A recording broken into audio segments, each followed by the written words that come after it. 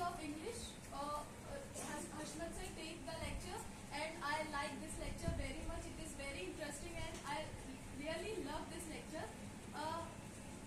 These 2 days are passed very quickly. Like that, sand slips from our hands, and we can say that Hashmat sir is the master of English because he teaches very different way, and I like very much his teachings.